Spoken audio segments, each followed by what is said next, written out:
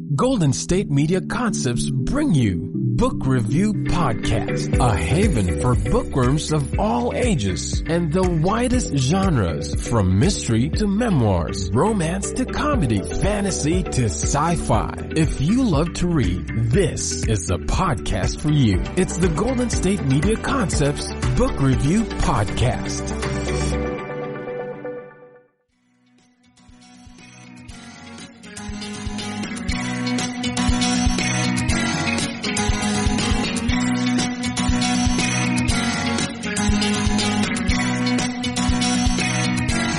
Hello and welcome to the GSMC Book Review Podcast, brought to you by the GSMC Podcast Network.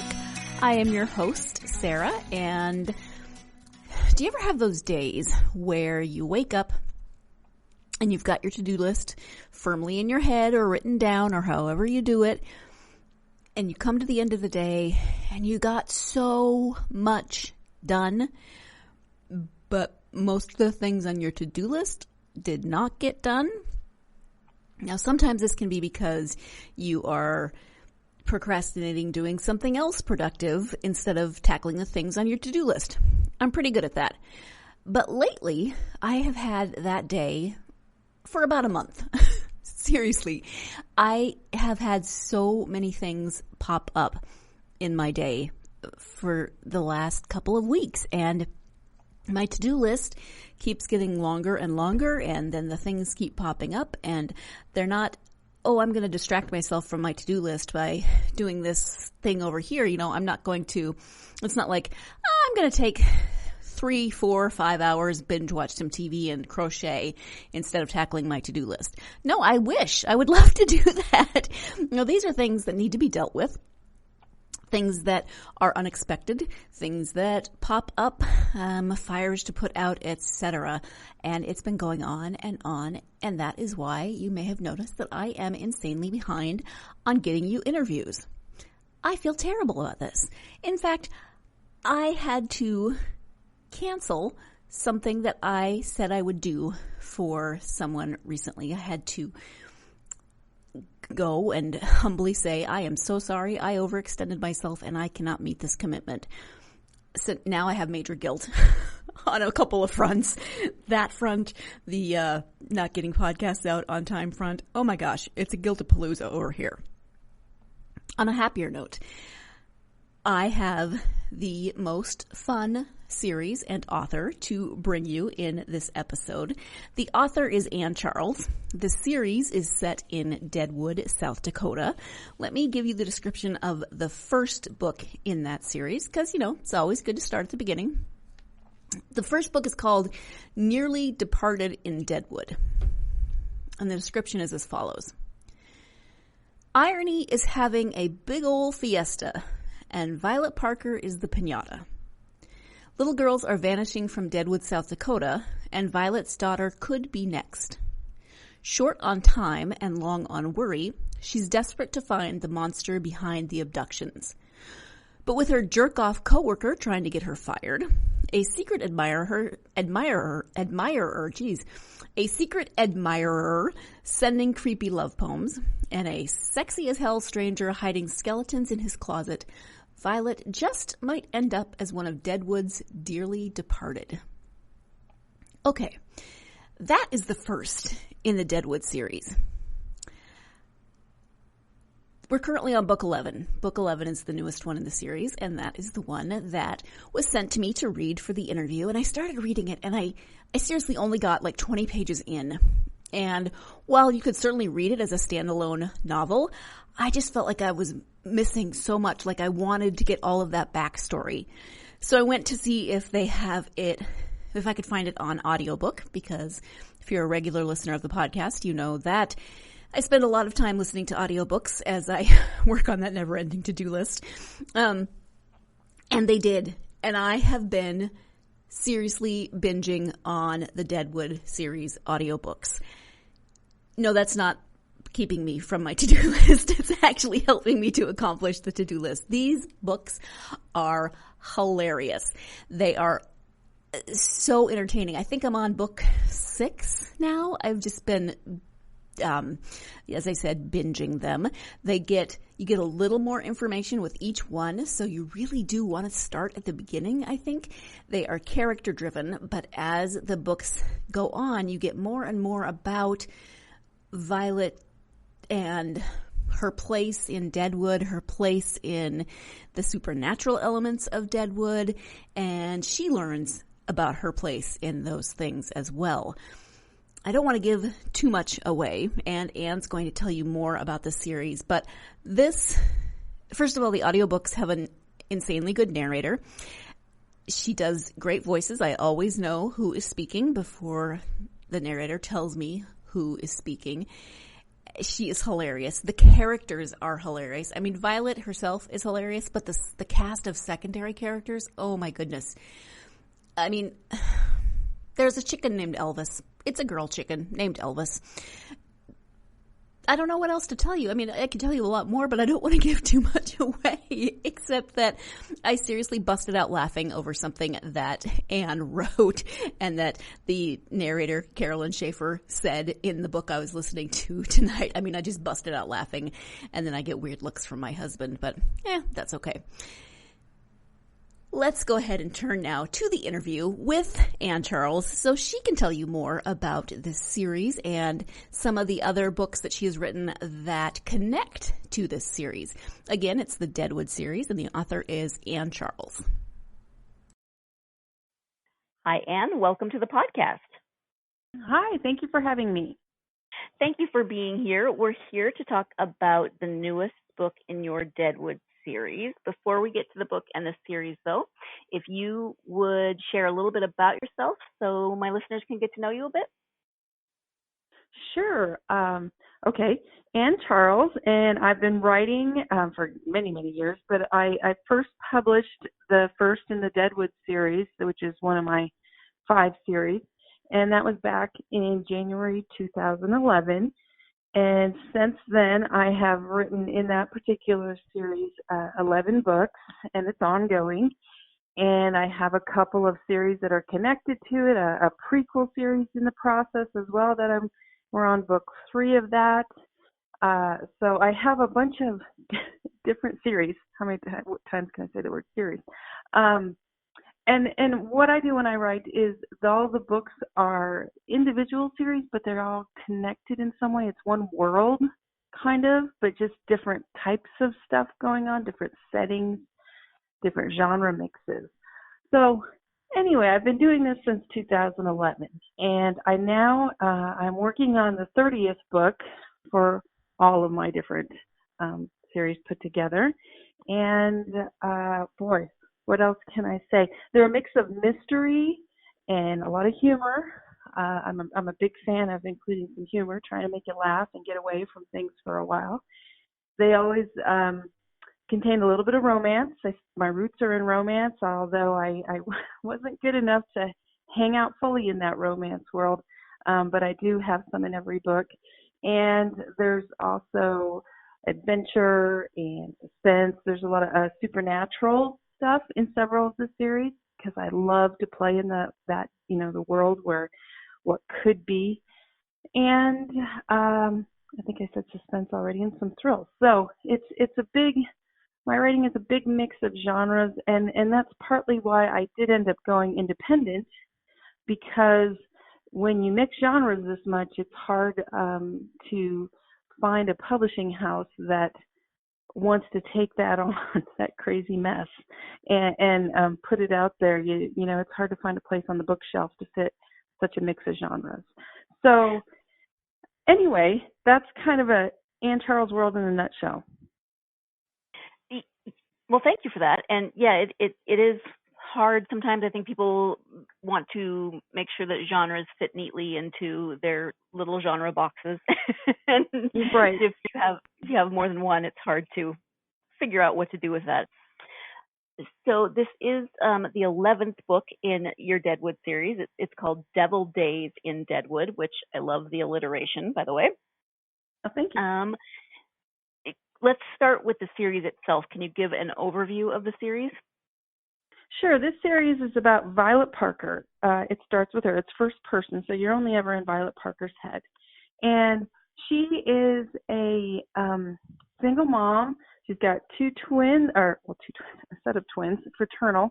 They're almost 10 years old at the start, and she has recently moved up to Deadwood to live with her Aunt Zoe. And she's trying a new career. She's trying to be a real estate agent where she can have more time freed up to do stuff with her kids and work her schedule better. So that's kind of where you start in. And she's struggling as a real estate agent. She's not real good at it yet. And trying to sell a house, trying to get some money going. She's got a limited amount of time to prove herself before she could lose the job. So there's that initial stress in the first book of, can I make this career a go? But there's so much more, because when she gets up and when she's been there a couple months and she starts realizing, hey, these little blonde girls are going missing. They're disappearing. Someone's kidnapping them. And the scary part is they are the same age as her daughter. They're blonde like her daughter. And so she gets involved in it because the similarities to her own child. And she's worried, and she starts seeing things and noticing certain people doing certain things. So that's kind of the start of the mystery of what's happening to these little girls. And I have to find out before something happens to my daughter. And that's kind of what gets Violet going. Now, as the series progresses, she realizes she's not just a mom and a real estate agent. There's so much more to who she is and her history and her ancestors and the role that she plays and why she was called to Deadwood, kind of, and what's going on at the surface. And that's where the supernatural comes in. So it's not a smack in your face right at the start with Nearly Departed in Deadwood, the first one. You don't go, diving into supernatural full on. It grows with the series as she learns more about herself and what she can do, and surrounds herself with people that have different abilities, sixth senses type of things. Deadwood is the real Deadwood, there is one in South Dakota. It's a lot of history. It's a wonderful town to visit. There's ghosts galore. There's ghost tours everywhere. So it kind of starts with that ghost tour stuff, the ghost feel, and builds from that. And that is the Deadwood Mystery Series. It's about Violet growing, learning, fighting things, and dealing with things, solving some crimes.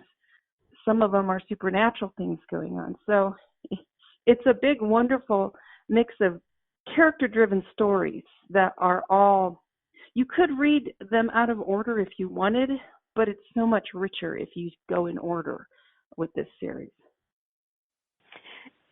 Yeah, I would agree with that.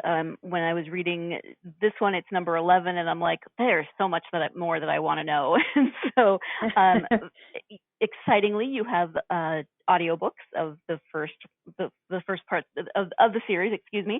So I went and snagged the first one in the series so that I can backtrack and get Violet's whole story. Great. So I'm excited about that. Yeah, Carolyn Schaefer reads those for me. And actually, the 11th book is just coming out.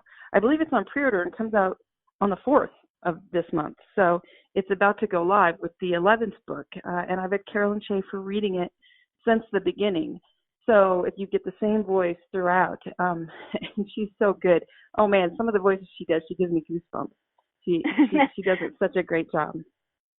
I love that. And I love that it's the same narrator, because that can be frustrating when you're listening to a series and then suddenly totally different voices. Yeah. Exactly. So, you mentioned that it's from Violet's point of view, and you get her perspective, which she's very colorful. Yes. Not only in language, but also in purple. There's definitely a purple theme. Yes, the purple boots. When I started this series, and the purple boots aren't every color, and it became the branding that went with this story. It was not my intention to have the purple boots be such a thing, but from the start, in the first book, when she's wearing, and old man Harvey is there, he notices her boots, and I thought, what color are her cowboy boots? Well, of course, if I had a choice, purple's my favorite color, they'd be purple. So there it went. And from there, it's just built on the purple boots and other things. Chickens. Elvis the chicken is a huge thing with fans. They love Elvis. So it's just such a wonderful thing that has grown with this series and the community of readers and the fun we share. So we have so much fun with all parts of the characters and the purple boots. It's funny how some of those things take on a life of their own, like the boots or Elvis the chicken. Yes. In some ways, Violet is just your average woman trying to juggle being a single mom, having a career. She just has to then also juggle being a single mom, having a career, and fighting the supernatural. Right. Yeah, all that comes with it. So yeah, and that was big. I wanted Violet to feel like someone we could all relate to. I mean, she certainly makes mistakes. She's not a perfect parent. She's not mother of the year. So all the things that we deal with in normal daily lives, Violet goes through a lot of that too. But then there's the supernatural part that we have to add into it that she's got to struggle with. All right, so there is your introduction to Violet Parker and the town of Deadwood.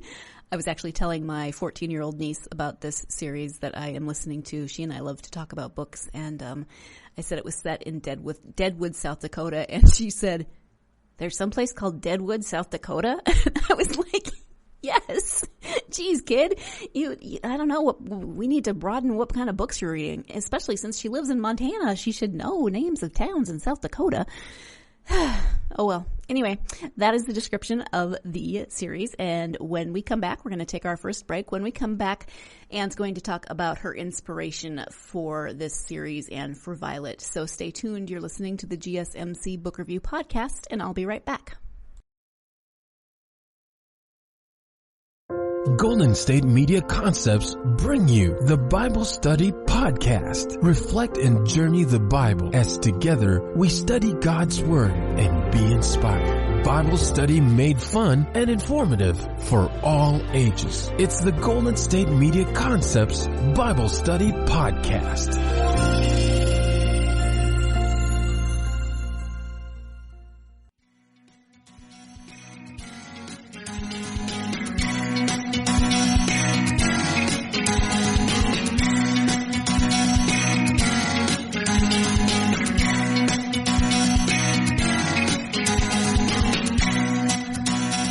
Welcome back to the GSMC Book Review Podcast. I am speaking with Anne Charles about her Deadwood series, and let's go ahead and find out what her inspiration for this whole thing was. So then what was your inspiration for the series as a whole? Well, okay, so I've been going to Deadwood, South Dakota since I was a kid. My mom moved there when I was in 7th grade, my mom and stepfather. And so I spent a lot of holidays, a lot of summers, a lot of time there in Deadwood, exploring, searching, for stuff to do as a teenager, exploring the Black Hills and all the mining stuff, the old mines, all that spelunking and good stuff that I was able to do as a child, and researching, doing a lot of, learning about the history. So that's always been in there. Well, I was visiting one of the many times, and I was pregnant with my daughter, my second child. And one of the things that had recently happened way back then, it was early 2000s, the mine, the big, huge Homestake mine, which employed so many in the area, it was a gold mine, had recently fully kind of shut down. And so there was a lot of unemployment, a lot of people struggling, and I just thought, wow, what would it be like as a single mom coming here, trying to make a living, trying to get by? What are some things that, would happen? And then if you're a real estate agent with all these haunted houses and buildings, what kind of things might you experience going around? So, and that just all came together, and my husband and I were talking about it all the way back. Back then I lived over in Seattle, and we talked about it all the way back to Seattle, and we sat outside kind of plotting and talking about what could be in this particular series. And it all felt so right out of the gate from, the first line in book one. It just, boom, went right on the page. And so, I think it's just years of everything coming together at the right time, and I was ready to write it. and I'd improved my skills enough to be able to handle this thing, that it was time. And that really kind of is the inspiration behind Here Comes Violet Parker, and Nearly Departed in Deadwood. Thank you. So Violet, as you mentioned, is pretty relatable in terms of trying to juggle her roles. What else about Violet do you think will resonate with readers? So she's not, at the time when I started this, I had read so many books with these amazingly beautiful heroines. They're perfect physically, and they seem like, they weren't in love. They didn't have the love of their life, or this wasn't quite right, but they really had their stuff together, And I could not relate. I was, dealing with tiny children and working and trying to do all this stuff, and my hair would be crazy. And, geez, did I shower today? Do I need to, when did I brush my teeth? That kind of a thing. So I wanted to, come up with a heroine that seemed more real in that way. That's a mom that's not perfect. She's not, everything's right. Violet's hair is one of the things. It's a big joke within the story. I mean, not to her. She's always, don't talk about my hair, kind of thing. She's got this curly hair that's kind of out of control. She tries to corral it, but the curls escape. And we've all met people with super curly hair that they, summer they're just like, this is miserable. So I wanted, it kind of represents Violet, her curly hair that she can't control, that's always sticking out this way and that. So that was one thing that I wanted to bring across, that, hey, here's this woman that she's trying. She's really trying, but things are crazy. Her hair's crazy. Her life's crazy. And the other thing is that Violet is not, the perfect tall model beauty either. She's curvy, curls and curves. And I try not to really give set defined images or, actresses or characters a lot of times for my characters, because I want you to form that picture in your mind of what the character looks like and who she is. And that was something with Violet. I give you enough to give you an idea, and then you go forth and create it yourself that works for your world in your head, And so I think just that's part of it. And then as we talked about, she struggles. She struggles with her job. She struggles with money. She struggles as a parent. She struggles in love, trying to find the right guy. She has a bad history when it comes to men. So it's just she's fun in that way, in that she's not the perfect person, which would be a little boring, I think, for me. She's all the craziness mixed up in one person, but you want to know her because she is funny. She has, she handles things with humor when things go south. Yeah, thank you for that. So talking about a particular book in a series is always challenging because you want new readers to know about the series, but you don't want to give them spoilers. But then you want existing readers to learn about the new book. So no pressure. What can you say about the new book that's not going to give too much away about the series in general? Well, so we're on book 11 now, and I have a whole overall series story arc that I have in mind. So it's not just willy-nilly stories coming out. We're moving towards stuff, things and turning points and stuff in the whole series. And I can tell you that with book 11, the first 10 books, we're really, we're going through the initial opening scene and inciting incident of the series, the first turning point of the series, and really getting settled into head toward the midpoint. And that's where we're at now with book 11. She has certain things she can do now, abilities that she's learned that she has, and some stuff forced on her, and things she's learned about her ancestors and her role in this world. So now, where before she was struggling to just understand and deal with it and deal with the things she was seeing, now she's gotten to the point where, okay, this is what I am, but I'm still a mom, and I still got to do this other stuff. But this is what I am, and this is what I have to do. And I don't know what the heck I'm doing, but I'm going to go forward anyway and take care of business like I'm supposed to. But I'm going to need help of those around me because I can't do this alone. So we've reached that point now where she's going forward, and that's where all this other characters that she knows, the friends, her boyfriend, her best friend, one of the cops that has kind of come over and started helping, they all come into play because now they're a team, and they're working much more as a team going forward to deal with some pretty dangerous supernatural creatures coming at them. So it's exciting. I feel like, here we go. Now we're really going to, kick some butt and go forth, because we've got problems that have been brewing and building and all these different things coming in, and it's getting worse. An infestation, if you will, is getting worse. So now we're going to have to go kick some butt and make things happen. And that's what you'll feel, for those who have been with me since the start. It's really a feel of, here we go, yeah.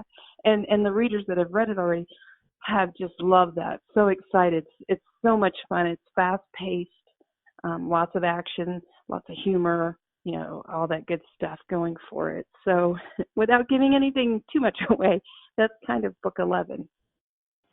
Nicely done. There is a cast of rather colorful secondary characters that are a lot of fun. Do you have a particular favorite of those characters? Oh boy, that's tough. They're not really, because each one I love with every scene when, okay, Violet's now with this character. Because like I said, we're only ever in Violet's point of view. So she is there with everybody, right? But it's so different with each character on scene, especially if she's alone with each one. It's so much fun, and it feels different. And one of the things I love is it reminds me of real life, and like when you go spend time with your mom or your dad, and then when you go spend time with your best friend, and then you go spend time with another friend that's maybe a work friend, and how different each relationship is, but yet fulfilling and fun, and struggles. Sometimes it's not as fulfilling. It's more frustrating. That's the great part about just only being in Violet's head, is we get to experience all those different relationships as Violet does going through. And then there's scenes where they're all together, or there's groups of them. There's 3 or 4 along with Violet. And then to have the dialogue bouncing all over with each character in their own way, that's so much fun too. I love Old Man Harvey. He's her, bodyguard, if you will. He's self-appointed. And he's got the funniest things he says and the way he looks at life. Doc, her boyfriend, is always fun to be with because he's Doc. I mean, he's romantic a little bit, but yet he respects what Violet is and can do. I love the scenes with the cop, Detective Cooper. They're 2 alphas butting heads in there. And then with Violet's best friend, Natalie, who is a fixer and understands Violet like nobody else because they've known each other since like kindergarten, or they were 4, I believe. So, and then there's Violet's aunt too, who's a lot of fun and kind of her mentor. And of course, Cornelius, who's crazy in his own way, eccentric, and the paranormal investigator with / ghost whisperer. So I really can't pick one, because with each scene with the different characters, I am always so excited to go in and let's see what happens now, and let's see how this is going to go and see what comes of it. So it makes it fun to write, the books, because I really get to feel like they're my friends too, and I'm sitting there with each different one. It's kind of like asking you to pick your favorite child. Not an easy question. Right. What kinds of research have you done for the series? Well, as I said, I spent a lot of time growing up there, so I go into it knowing so much about the history of the area. But I do still spend a lot of time reading about different parts of the history of Lead or Deadwood and the gold mining and all that good stuff, the wild times, notorious characters from the past there. So there's a lot of, every year I go to Deadwood at least once, and my husband and I try to spend time at the library or digging through, more books we find and exploring, fortunately now, so many of the locals know what I do, and they're fans of the series. So I'm I'm really lucky that they allow me to go in these old buildings and take tours and do all kinds of things that I dreamed of when I was a child, walking around there, exploring Deadwood. Now I get to go see these buildings on the inside and learn all about the history and have access to things I didn't before, which is wonderful. It's one of my favorite things about writing this series. And then I also have several locals. One in particular, she will read the book before it goes live, and her and her brother have been there all their life, and she's 70. So they will go through to make sure I have the smallest details about the area accurate. And they'll help me if I need help finding more information about a particular thing. Because Deadwood's a real place in the Northern Black Hills where we've set this, it's really important, I think, to try to be accurate when I'm dealing with real history that I'm talking about, as much as possible, so that the locals can identify it with it, like it, want to tell others about it. They want to be part of that, and I think that's important. Plus, my mom lives there, and I always say, got to shop at the grocery store, and I'd hate for people to yell at her, "Your daughter screwed it up again," as she's trying to buy some apples or something. Yeah, I'm from a small town, and that would happen. Right. Oh my goodness, yep, coming from a small town, totally understand what that's like. Thankfully, I am not an author writing books about the town my parents live in, and, not like a famous podcaster or anything, so people are constantly talking to my parents about what they heard on my podcast. Plus, my parents don't leave the house right now because of COVID, so they don't go to the grocery store to buy apples. But yeah, let's go ahead and take our second break of the podcast. When we come back, we'll be talking about how this series is a combination of fact and fiction, of real places and made-up places. Stay tuned. You're listening to the GSMC Book Review Podcast, and I'll be right back. Tired of searching the vast jungle of podcasts? Now listen close and hear this out. There's a podcast network that covers just about everything that you've been searching. Hey! The Golden State Media Concepts Podcast Network is here. Nothing less than a podcast bliss with endless hours of podcast coverage. From news, sports, music, fashion, cooking, entertainment, fantasy, football, and so much more. So stop lurking around and go straight out to the Golden State Media Concepts Podcast Network. Guaranteed to fill that podcast itch. Whatever it may be. Visit us at www.gsmcpodcast.com. Follow us on Facebook and Twitter, and download us on iTunes, SoundCloud, and Google Play.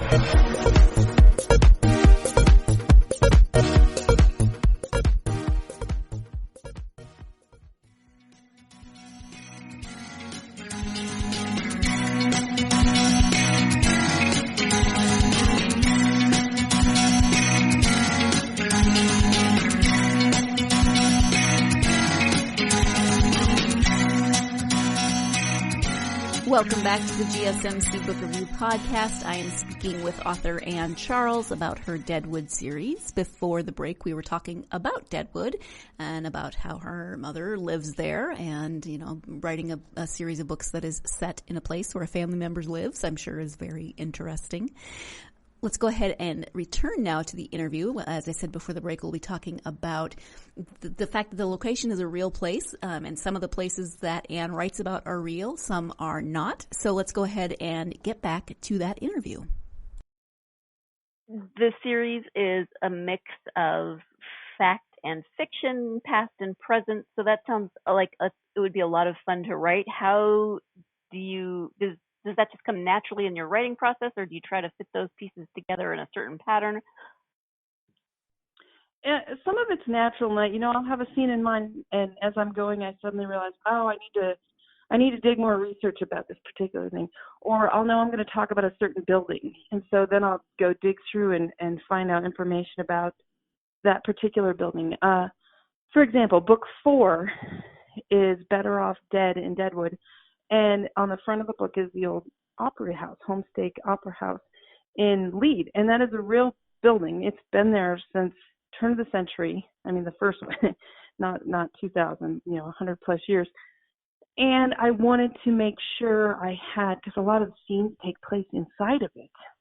So I had toured it. I had got, my husband and I were fortunate to have a private tour and go all over the place, up and down, take pictures, have what I needed.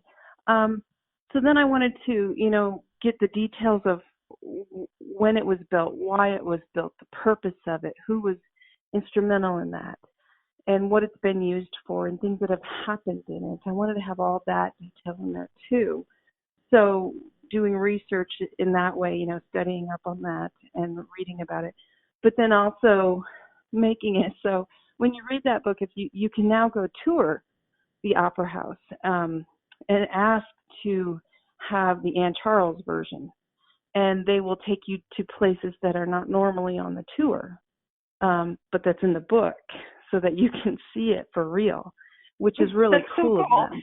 Yeah, I know. So it's the whole. When I do the research, it's a real big mix of what feels right, what is needed for this. Another building on the front is Book 7, A Wild Fright. That is what I call the Sugarloaf Building.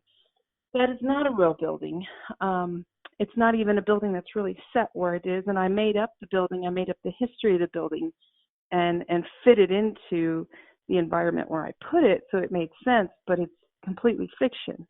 So I still did research for the different ethnic groups that were mining in that area of Leet, because in Leet, different ethnic groups lived in different areas. So keeping that in mind, and then setting a building within it, that's another example of incorporating fact or truth with, the fiction that I am writing about. You indicated that, this is an ongoing series, and so do you have an end point in mind? Do you want to just write until maybe Violet stops being as fun to write, or what's your plan for the series? Part of it is, if things stop being fun, if the fans are done, why am I going to keep, beating the dead horse? But I do have a series arc in mind that I'm following, and there could be an ending, or it could also continue in a different direction. So I am kind of going forth, keeping in mind what the readers want to happen, as well as me. What's fun? What am I enjoying? Because if I'm not having fun writing it, I think that's going to show on the page, and the series suffers because of it. So, yes, I do have an ending in mind, but I often tell people this series, it's like sitting at the bar next to Violet, and she is telling me a story, and I'm just writing it down, what's happening, so it's not like I'm God and I'm running this world. It feels more like, she told me the story. I've also said it's like looking through a keyhole and watching. I'm watching what's going on, and I'm just turning around and telling you, and now this is happening, and now this is happening. So it feels like it's real to me. I often joke with people that say something, about the book and the fiction. I'm like, what do you mean? They're not real characters? Because some days they feel awfully real to me. So I do have something in mind, but I'm trying to, just like when I plot and write a book, I try to keep things open for other ideas to come through, other things to change. Yeah, that makes absolute sense. So are you working on the next installment in this series? Are you working on something in one of the other series? What are you working on right now? Right now, I had mentioned we have a prequel series to the whole Deadwood series. And it's a series I write with my husband. It's called the Deadwood Undertaker series. And it's the same world, the same supernatural world mixed in. But what happened back in the 1870s when mining was the thing, it was the gold rush back then, and Deadwood was just born. It was, became this crazy place with all these influences coming in, all this mining and business, the boom time. So it's kind of what happened then that led up to what Violet's dealing with. Now, this is book 3 we're working on that series. It's called Can't Write Around It. The first 2 are out. And some of the characters that you meet in Violet's world, remember that's supernatural, are in this world too, because, they're not human. So it's really fun for the readers and me, because we have characters that we know from this series, and here you're seeing more about them. Or someone who might be a ghost in the modern day series, but in this series they're alive. So you get to, really learn more about these characters and what happened and all the excitement that went on back then. So it's a fun mix of Western humor. Again, I always love humor, a little bit of mystery, and some supernatural mixed in with the whole thing. And it's like a big puzzle. Okay, here's that person. Is that the same as who's this, this person in Violet's world or not? But anyway, that's what I'm working on. We're trying to get number 3 out in that series in September is the goal. And then I'm going to return to, I believe, we have a Christmas book we're working on too, but I'm going to return to Deadwood number 12 after that, with the goal of having that one out in January or February of 2021. How has the pandemic changed the way you work, if at all? Well, it is hard to write humor when there's so much not humor going on in the world. Mm-hmm. I have to be careful. I have to limit my time spent watching news, reading headlines, and be more careful with that, because I have to still be able to pull up all the humor and the laughter in spite of things. So that's changed a little, but it wasn't always the happiest place before the pandemic either, and I wrote humor through it. So that's been a little bit different. Having my children home, they're now teenagers, junior high and high school, and one of the wonderful things is I don't have to drive. We drive them to school. That took up time. It would break your writing time up. That's gone.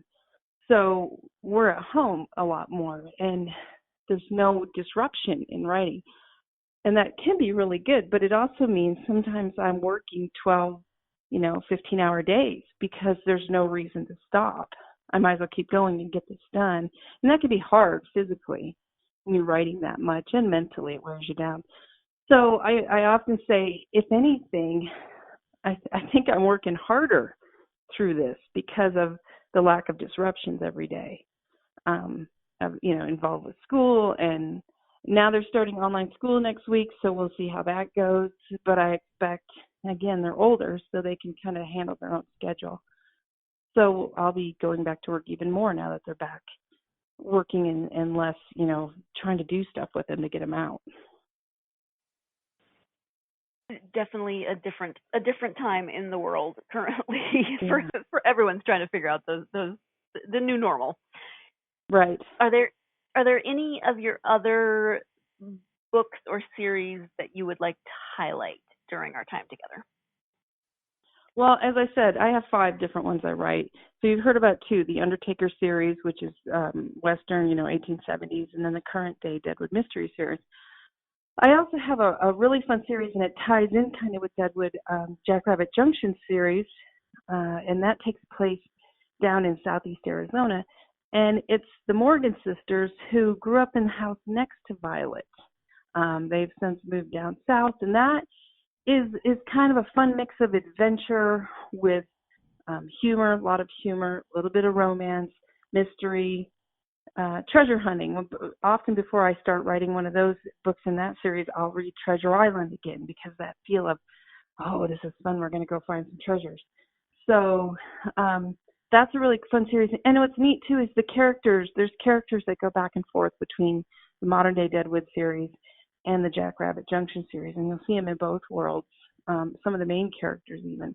So it's a lot of fun, because if you know one group, you'll go, there's so-and-so, she's down here now, or she's calling, and that's a blast. And that is just a wild and crazy series, the Jackrabbit Junction series. There's no paranormal currently in that. Just a lot of action and adventure, and some crazy sisters that are wild and rowdy. I call them Wild and Woolly Morgan sisters.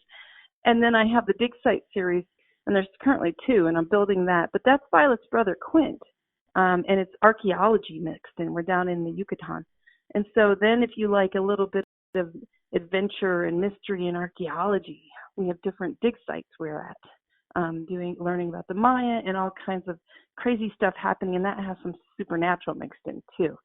So, and they, like I said, they all kind of group around, they're all kind of tied in with different ways and different characters. But for the most part, my books are character-driven stories.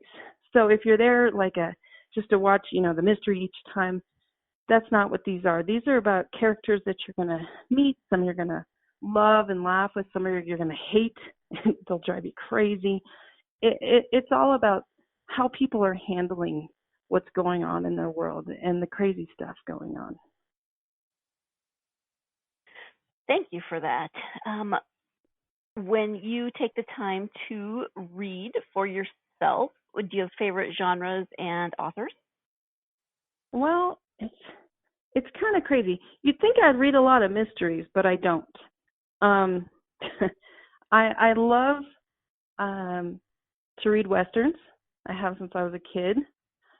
Zane Grey, of course, Louis L'Amour, lots of others, Luke Short, some fun westerns. And then I'll get tired of those, and a lot of times I will turn to romance.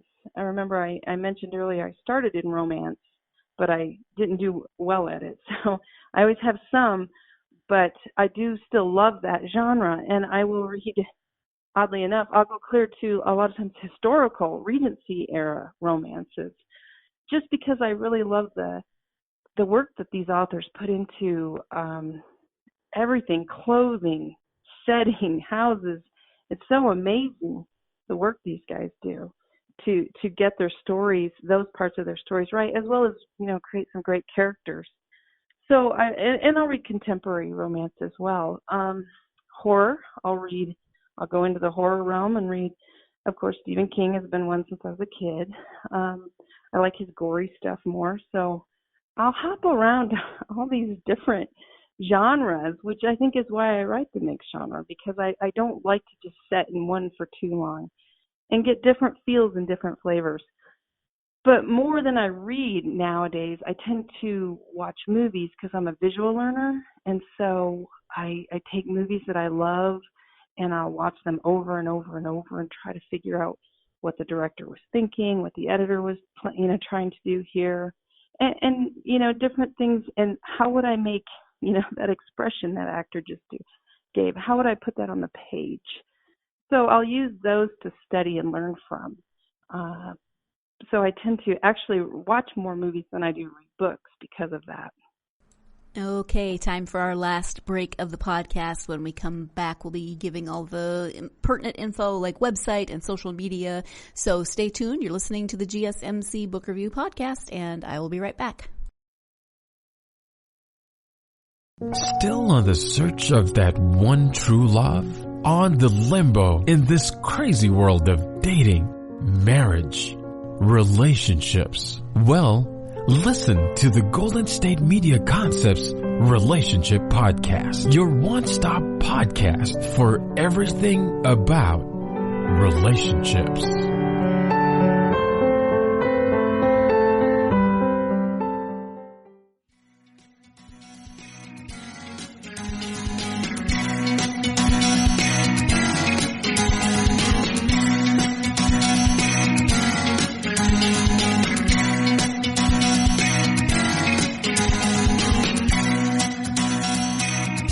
Welcome back to the GSMC Book Review Podcast and the conclusion of my interview with Ann Charles.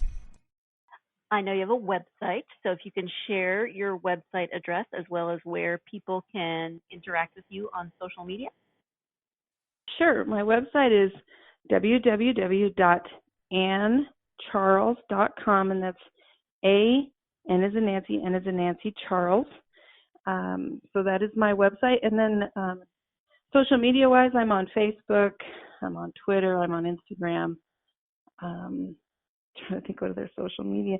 YouTube. I have a YouTube channel. I've been doing this year since COVID. I've been doing a lot of Facebook live shows with readers and friends, and then we're able to save them and put them on the YouTube channel so you can watch them if you weren't able to participate or be there. And we went through all my Deadwood series books, like kind of like a live book club I did. So you can go onto my YouTube channel and watch those. If finish a book, I recommend that you finish the book first, and then go watch the one that pertains to that, because we'll talk about stuff that happens. Very cool. I love that. Because sometimes when you finish a book, you're like, oh man, I want to talk to somebody about that, or I want to know more, or get some more insight. So right. Very, very cool. We have talked about a lot of different topics today, but is there anything that we haven't covered that you would like to mention at this point? No, I don't think so. We did talk about podcasts, or not podcasts. Of course we talked about that, but audiobooks. I mean, my books are ebooks on all platforms right now. There are also print books that you can get, and as well for me, and I can do autographed copies, with whatever you want on them, I ship. And then I have audiobooks of just about every story except the Undertaker series we have not put into audio yet. But if you like to listen instead of read, then you can I often say when I exercise or when we take road trips, I love to listen to audiobooks. So they're all out there as audio as well if you enjoy listening instead. Wonderful. And I actually just realized that there was something that I wanted to ask you that I did not. So talk a little bit about the illustrations throughout the book. Oh, right. So, I initially tried to do the usual route, the traditional route, and went through a series with an agent and all kinds of stuff. And in the end, the mixed genre was the big strike against me time and again. So I decided to go forth back in 2011 as an independent. Well, actually, I formed a small press at the time and then have since gone totally indie. But once I did that, my brother, who has been drawing since I was a little kid, and he was a little kid, he said to me, I'd love to, try my hand at some illustrations for the cover or inside if you're interested. And I said, of course. That would be awesome. Would make it, some original art, which is hard to get. So the covers on most of my books, except for the Deadwood short series, are actual is art that my brother draws, and then he also does illustrations for inside. So each book most all books have usually about 6 to 7 drawings, including the original art that go with the story.